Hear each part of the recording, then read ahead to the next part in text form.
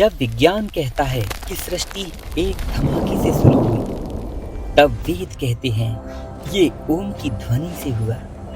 जब वैज्ञानिक गैलेक्सी के नक्शे बताते हैं, तब ऋषि मुनि सप्तऋषि मंडल को देखकर दिव्य ज्ञान की रोशनी बांटते हैं।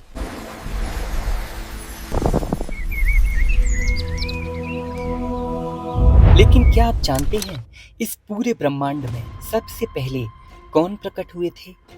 न कोई राजा, न कोई योद्धा, बल्कि ऋषि हुए थे।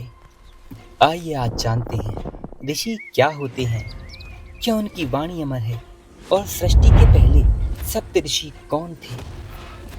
संस्कृत का एक अत्यंत पवित्र शब्द ऋषि, जिसका अर्थ होता है जो सत्य को देखता है, जो सुनता है और अनुभव करता है। ऋषि का मतलब ज्ञानी नहीं, दृष्टा होता है। वेद उनके पास लिखित रूप से नहीं आए थे, वे श्रवण के रूप में, यानी उन्होंने सुना था, तब के बीच भीतर से अनुभव हुए थे। ऋषियों की तुलना वैज्ञानिकों से नहीं की जा सकती, क्योंकि वैज्ञानिक पदार्थ का ज्ञान खोजते हैं और ऋषि परमात्मा का ज्ञान। वे शरीर नहीं, आत्मा की खोज करते हैं, जो विज्ञान से बहुत ज्यादा ऊपर है। सृष्टि के आरंभ में जब ब्रह्मा जी ने जगत की रचना की, तब उन्होंने सबसे पहले 7 दिव्य आत्माओं को प्रकट किया था, जिन्हें कहा गया सप्तऋषि। इनमें पहले ऋषि हैं अत्रि, जल और जीवन के रचयिता। अत्रि ऋषि ने सोम रसायन पर पहली दृष्टि डाली, जिससे वनस्पति, वायु, आकाश और मनुष्य के जीवन चक्रों में संतुलन बना। धारणा शक्ति उनके मंत्रों ने समुद्र घट घट में ऊर्जा का संचार किया, जिससे सृष्टि में स्थिरता बनी। दूसरे ऋषि हैं ऋषि भारद्वाज, वायु विद्या के जन्मदाता। इन्होंने वायु, ध्वनि और संचार के रहस्यों का अनुशीलन किया था, जिससे ऋषियों का श्रुति पाठ युगों तक पहुंचा।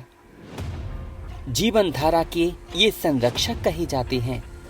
भारद्वाज का ज्ञान नीति व ज्ञान चक्र स्थापित कर सृष्टि के नियमों को स्थिर करता है। तीसरे ऋषि हैं ऋषि गौतम। अग्नि कर्मों के प्रवर्तक गौतम ऋषि ने यज्ञों की प्रकृति, अग्नि संस्कारों और रसायनों का विश्लेषण किया था, जिससे सृष्टि में उत्पत्ति और संहार का चक्र चल निकला। मानव चेतना का विकास उनके उपनिषद सूत्रों ने मानव मन को दिव्य प्रकाश से जगमगा दिया। चौथे ऋषि थे ऋषि जमदग्नि। ये परशुराम जी के पिताजी थे, पुण्य बल के संस्थापक। इन्होंने तपस्या से क्षमा, शुद्धि व पुनर्जन्म के सिद्धांत स्थापित किए, जिससे आत्मा का विकास और सृष्टि में धर्म की स्थापना हुई। परिवार और कर्म का संतुलन उनका वंश, धर्म व समाज की वेधशाला बना। अगले ऋषि हुए ऋषि कश्यप, पृथ्वी पर जीवन विविधता के पिता। कश्यप ऋषि को सभी जीवों, वनस्पति से लेकर मानव तक का जनक माना जाता है।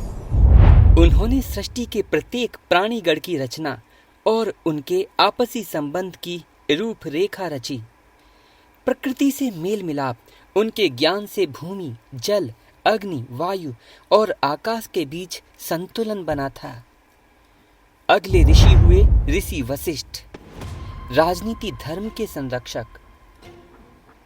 महर्षि वशिष्ठ, इन्होंने शास्त्र, दर्शन व नीति का प्रसार करके मानव समाज में न्याय, धृति, संयम स्थापित किए। ये वेदों के रक्षक माने जाते हैं। अपने आश्रम गुरुकुल से वेदों की अग्नि को प्रज्वलित रखा।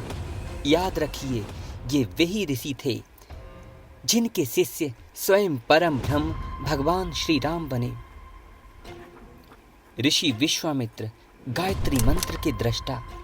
इन्होंने अपने कठोर तप से गायत्री का प्रकाश प्राप्त करके सृष्टि में ज्ञान प्रकाश फैलाया। क्षत्रिय से ब्रह्म ऋषि तक इनके जीवन ने दिखाया कि संकल्प शक्ति से कैसे कोई भी मानव परमात्मा का माध्यम बन सकता है। इनमें इतनी शक्ति थी कि इन्होंने दूसरी सृष्टि को रचना शुरू कर दिया था।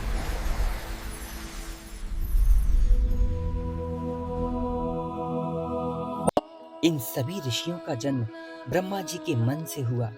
इन्हें उनका मानस पुत्र कहा गया है, क्योंकि वे ब्रह्मा की चेतना का विस्तार करते हैं।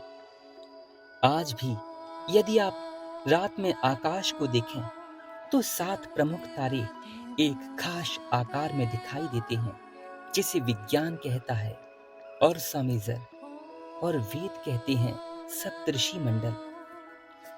इन 7 सितारों को भारत में सदियों से ऋषियों का दिव्य स्वरूप माना जाता है। हर रात जब ये चमकते हैं तो हमें याद दिलाते हैं ज्ञान, तप और सत्य की ज्योति कभी बुझती नहीं। मैं अक्सर ही इनको देखता रहता हूँ और प्रभु की महिमा का स्मरण करके इन ऋषियों को प्रणाम भी करता हूँ। उत्तर दिशा में अक्सर ये दिखाई देते हैं। ऋषि केवल ज्ञान नहीं देते, वे जीवन जीने की दिशा देते हैं। इन्होंने हमें दिए थे वेद, यज्ञ, गुरुकुल, संयम, ब्रह्मचर्य और एक सफल और शांतिपूर्ण जीवन। जो भी व्यक्ति इनकी परंपराओं का, इनके नियमों का अनुसरण करता है, वो इस लोक में और परलोक में भी कीर्ति, यश, वैभव और सुख को प्राप्त करता है। यहाँ तक कि श्री नारायण को भी प्राप्त करता है। हर महान मूल्य, चाहे वो शिक्षा हो, योग हो, आयुर्वेद हो, उसका मूल कहीं ना कहीं ऋषियों की साधना में है। आज भी ऋषि बनना संभव है। न जंगल में जाने की जरूरत, न बाल बढ़ाने की। सिर्फ जरूरत है एक सच्चे प्रश्न की, एक मौन साधना की कि मैं कौन हूं, मेरा जन्म क्यों हुआ, मेरा उद्देश्य क्या है। ये सोचकर प्रभु के प्रेम में डूब जाने की जरूरत है। अगर आपको ये कथा सुनना अच्छा लगा, श्री हरि की वाणी सुंदर लगी, तो समझ लो ऋषियों की परंपरा आपके भीतर भी जाग रही है।